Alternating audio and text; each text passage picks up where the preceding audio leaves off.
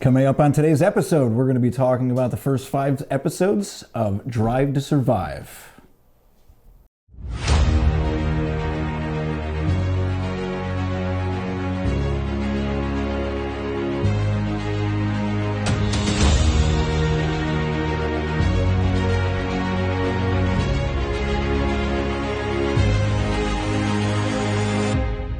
Welcome to the United States of Formula One. Nicky. I'm Boogie. And we're here to talk about the first 5 episodes of DTS, better known as Drive to Survive on Netflix. Season 7. Yes. Season 7 already. I know we watched all of them pretty religiously. And we're going to talk about the brand new season. So let's talk about... Before we get into episode 1, let me ask you a quick question. Shoot. So, since you're a little bit newer, you've been watching F1 for a couple of years. Yes. But you saw Drive to Survive before you really got into F1. Yes. Correct. So, now that we have been spending and we become F1 fanatics, yes, and we watch all the races and all the practice and we do a show about it and we like to bring our thoughts to you guys, did watching Drive to Survive this year feel different because you knew more of the backstories than you did in previous years? Or did you still get something out of it? I would say as far as the racing goes, I know exactly what's going to happen. As far as the contracts that are going to be signed, I know it's going to happen already. My main take out of it has nothing to do with the racing at all. I would say my main thing is getting to know the team principals and the drivers. That's my favorite portion of the whole thing. So you're still getting value out of Drive to Survive? Absolutely. Okay. And I'll watch it. Hopefully it's on another 7 seasons, and I look forward to it every single year. So. And I agree. Yeah. I agree too. You know, I've been watching F1 a little bit longer, and even was familiar with what happened in the F1 seasons when I started watching Drive to Survive, and I've always gotten more out of Drive to Survive. What I get mostly out of Drive to Survive is the background on the drivers. Yeah. Where I don't necessarily have a favorite driver anymore because now I see them more as people than as athletes. Absolutely. So you almost fall in love with all the drivers. Yeah. Really. And I absolutely love that. And I will say I saw a lot of negative feedback, but you do have to realize I think that 20 million people watch this. I know 20 million people are probably not watching the F1 races, so you have to make it more of a drama than it really needs to be. But I like it, and if you never watched F1 and you took it for the drama, I think that it made for a great show. So, I agree. Let's get into it. Yeah, let's jump into episode 1. I would say the main thing that happened in episode 1 was Horner's Sexgate, right? Yeah, Sexgate. So talking about drama, getting drama right off of the bat. So the first thing they bring up is, Christian Horner, the team principal for Red Bull, had allegations against him where he had allegedly remember that? WhatsApped an employee with some inappropriate comments. Yes. We don't know if this was female and or male. So that we're assuming that's female. Yes. We're assuming that's female. I don't know if they announced it directly. But he was cleared of an internal investigation, and they said that there was not enough information to proceed, and they found him innocent of any wrongdoings right before Bahrain. And then free practice number 2, what happens? Some text messages, a lot of text messages, possibly pictures, we don't know, get leaked by Toto Wolff and or Zach Brown. Just kidding, we don't know. Well, we don't know that for sure. To be true. But, or it could have been the person with the allegations, or the lawyer of the person with the allegations trying to keep it going. But, I think Christian Horner had his suspicions on who he thinks it was, and watching Drive to Survive, it kind of looked like they were pointing the finger at a certain team principal. Not going to mention who. I don't think that that's the case. I know that there's drama. I think that the drama was probably a little more than it needed to be, but it was still fun, and a lot of people don't even know that this happened. So they did throw it out there. I'm surprised that they did. But I'm sure Horner wasn't too happy about it. But I guess they had to because it was public knowledge anyway. So. Well, speaking of drama, starting off the season last year, there was some more drama because in February, Lewis Hamilton announced that he was moving from Mercedes after 12 years to Ferrari. Yes, which is crazy to make that announcement before the racing season even starts. But I guess it's smart. Well, you create that whole season now where you're a lame duck. You're a driver who is leaving. I mean, it does give Toto Wolff plenty of time to figure out if George Russell is the next number one driver or if he was going to go try and sign Sainz or somebody else to be the number one driver over there. So you are giving your team, your ex-team, as much time and notice as possible, but you're also tainting that entire season because they even talked about on the show that was a very long divorce period for, a driver not going to be there. Yeah, but he is going to be a Mercedes legend forever. Yes. So it doesn't really matter that he went to Ferrari. I'm hoping that he does good in Ferrari. That's for a different time. But, they got into that, and then this now has Carlos Sainz. Yes. Where does he go?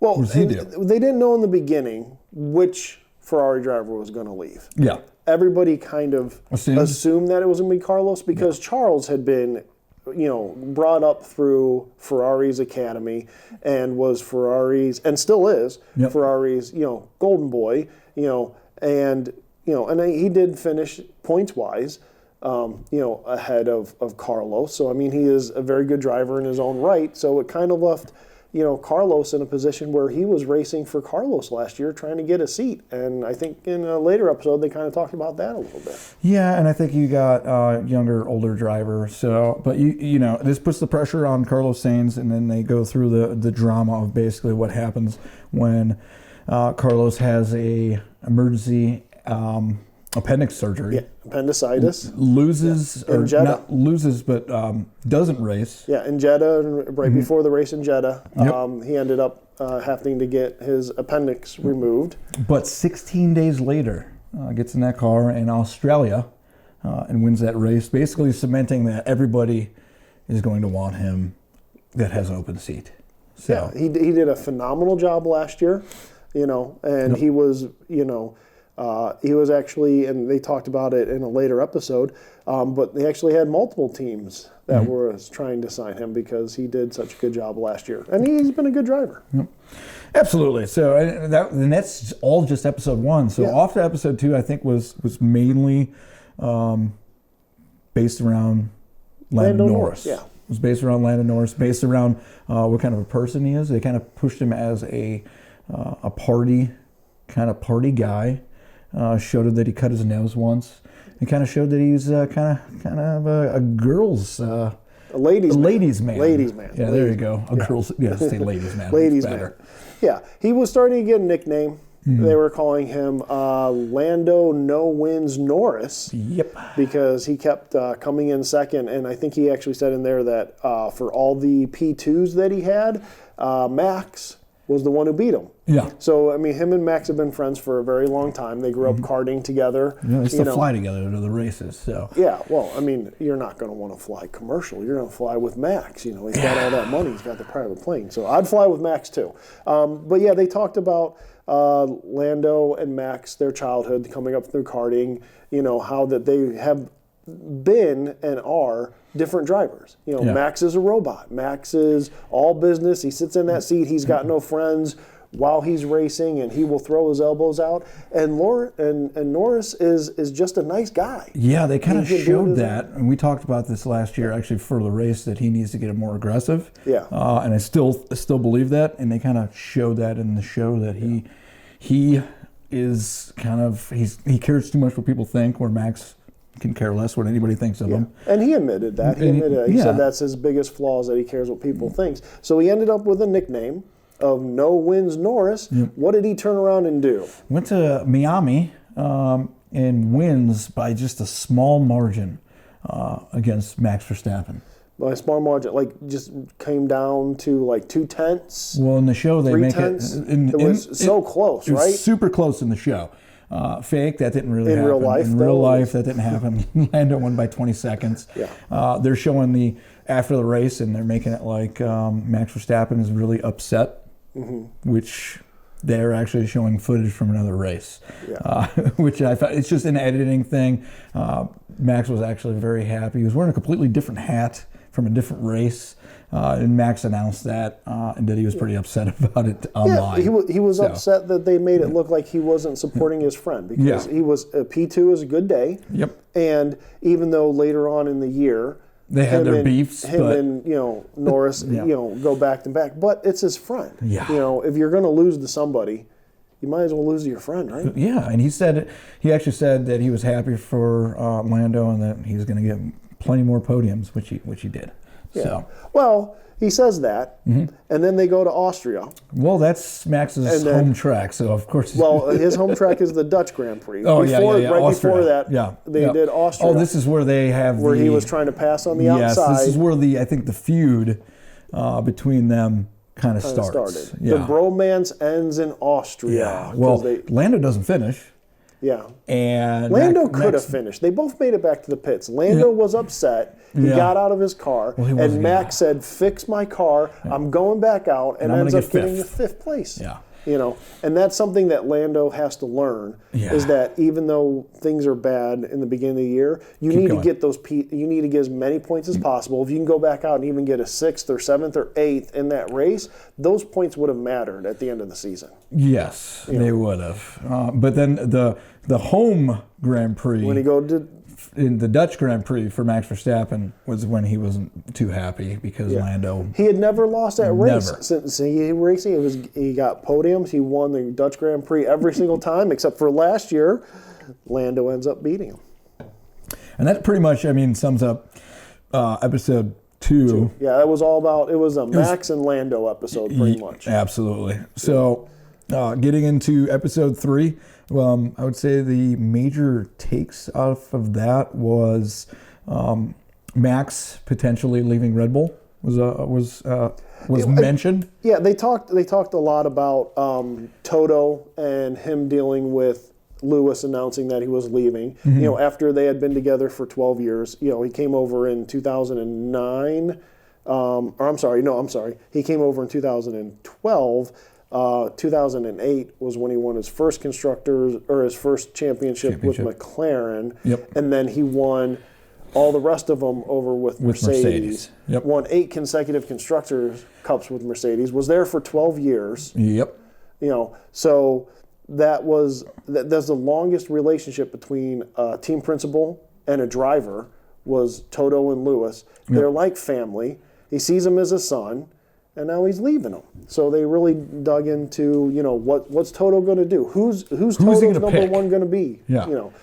So, which I think they start pushing, and they start talking about George Russell. Is George Russell going to be our number 1 driver? Yeah. And it's actually, again, dramatized in the show. I think that it was kind of known. George Russell's a good racer, but they dramatized it in the show, make it like George is possibly on the hot seat when he already had a contract signed technically. So. We had a contract signed, but I think that George was going to stay there and be a racer for Mercedes no matter what. It's just maybe not the number 1. But not the number 1. Yep. Because I think that Toto had 3 different options that he was looking at. Because now we have Carlos who's available because he's obviously even leaving Ferrari. Yep. And with the drama that was going on over at Red Bull, he thought that there might be an opportunity to maybe pull Max away. And if you pull Max away, Max automatically becomes your number 1 driver, right? Yeah. I think it's all speculation. I don't think that was going to happen. But I think he's doing his due diligence like any team principal would. He's going to look at all of them. Yeah. But I think every team would say, I want Max if you can get him. Well, everybody's going to take Max. And I think most teams looked at Carlos, too, and considered Carlos, because if you can bring, Saints to your team, you're getting a really good driver. You have to look at them. It would be irresponsible not to take a look at those drivers and see if you can add them to your team, because you're not going to be worse with a Max Verstappen or a Carlos Sainz on your team. Absolutely, I agree.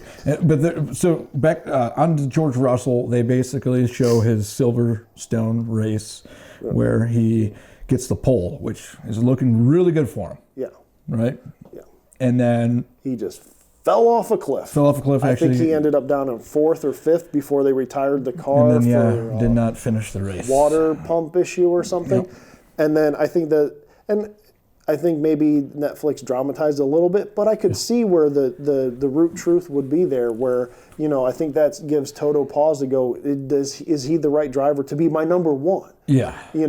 And then I think that, Russell Reed needed to prove himself. So what did he do? He came out in Belgium and, Comes out in Belgium and kills it, wins the race. It was awesome. Wins the race. But didn't get to keep the win. And they don't mention this in the show because the car was underweight. Yeah. He actually got disqualified and got 0 points. And Hamilton actually won that race. But we made bets on that race, and you still get paid if that does happen in the next day, just to let you know. Just so you know. So off to episode 4. A lot of stuff happened in episode 4. We'll glaze through them pretty quick. It wasn't nothing too crazy. But Flavio comes. Ooh, guess who's back? So guess that lifetime ban didn't last a lifetime after all. This is why I'm rocking my Alpine stuff. That guy is awesome. He definitely makes the paddock more fun, that's for sure. But tell the people about Flavio's past, and they mentioned in the show kind of what happened, how we got banned. He used to be the team principal for Renault. And then he did really well. He had Michael Schumacher in the 90s, and they won some championships then. And then he actually had Alonso 2005, and they won another championship. But in 2008, they had Crashgate, where it was alleged that he went over the radio and asked his number 2 driver to crash his car on purpose to get a safety car out so that Alonso would win that race.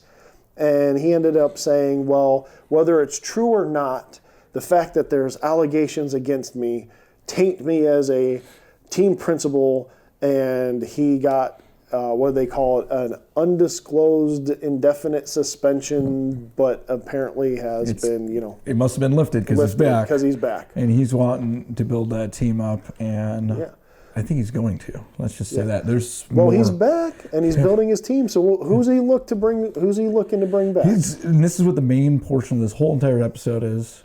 Because he's back, he is looking to sign good old-fashioned Carlos Sainz. Yes. So Sainz was rumored that he was going to go to Williams. James Vowles. He really liked Williams, and he liked what they were doing. And then in the last minute, he doesn't show up for the signing of the contract because he got a phone call from Flavio. Yeah, and he was also being, he had another suitor in Kick Sauber. Well, I guess technically. Well, they're still Kick Sauber. They'll still be Kick Sauber this year. But their connection was because next year they'll be Audi, and Carlos Sainz Sr. Raced Dakar, won the Dakar race with Audi. Yep. Yeah, so they make it. So, in all honesty, just looking into this, which I did, Carlos Sainz is basically, from the beginning, he was pretty positive he was signing with Williams. So they make it like he... So you mean all 3 of them weren't sitting in their office with the contract on the table, pens ready, waiting for him to walk in, and who walked in the door? Yeah. That didn't happen? No, that was very dramatized. That was completely fake. He had his mind made up. It is what it is. I like the way they dramatized it. They made it fun and interesting. Yeah, because if you didn't know, which I'm watching, you're watching, and we know where it goes already. We already know. You got to do something to spice it up a little bit. But if you didn't watch F1, which I know our good friend Evan, hi Evan, plays hockey with us, he doesn't watch F1. He watches these. So that's actually where he gets his F1 news every year is this. So he's going to think that actually happened, which is funny. But on the last, well, not the last episode, but the 5th episode, 100% talking about Carlos's current teammate, Charles Leclerc. So. And what about Charles? Well, Charles... Is he cursed? Is he cursed at Monaco? Can he not win his home GP? He is cursed at Monaco. But before that, they did show he has the absolute cutest dog, and they showed that dog a lot. So, they showed that dog, and he calls that dog my love. And they showed one clip where after the race, he goes up and the dog gets kisses before the girlfriend gets kisses, and my wife will attest that happens in our house too. I liked episode 5 as mainly about Charles Leclerc. It was all about Charles. It was all about him. It was basically about how he couldn't win, and he was cursed at Monaco, which, as you know, would be one of. Well, that is his home track because that's where he lives. Yeah, he lives in Monaco. He was born in Monaco. He grew up in Monaco. Yep. He wanted to become an F1 driver because he lived in Monaco. Yep. And behold, this year in Monaco. Yeah, he finally won in Monaco. So there is no curse. He lifted the curse. Yeah. And I liked how one thing that they showed is Fred, his team principal, really. It shows the interaction between team principals because they're making the hard decisions. Who's going to be driving? What are team orders and all that stuff? But he's also a mentor and he's also like almost a psychiatrist. He was going in there and he's telling him, "Calm down, find your space. You got to be calm. You know what you're doing. You've got this. You know." And he really talked to him. You could have been yelling like, "Don't make a mistake." Yeah, he wasn't doing that. So Fred's an awesome guy. Yeah. I don't. They really all are. But, I mean, anything else you want to add to the first 5 episodes? I think they were great. Now, I finished the whole thing. You have 5 more to go. I will tell you this. 5 to go. I wanted to watch them next week right before we film the episode so that they're fresh in my head because, rattling around. I got old guy brain over here. Doesn't, remember stuff very well. So next week we will bring you episodes 6 through 10. 6 through 10. I'm really looking forward to it because even though you kind of know what happens if you follow F1. The fact that they make it interesting and add drama to it, I love it. I absolutely love the show. And this will give me, I love it. This will give me a little bit more time to see what kind of drama that Netflix pushed into those last 5 episodes as well. So I'll do a little bit of research on that. So that's it for us. Thanks for being here and join us next week. Cookie loves you. Follow us on YouTube at the United States of F1, Facebook, Instagram, and TikTok at United States F1. Copyright Brugman Media Limited 2025.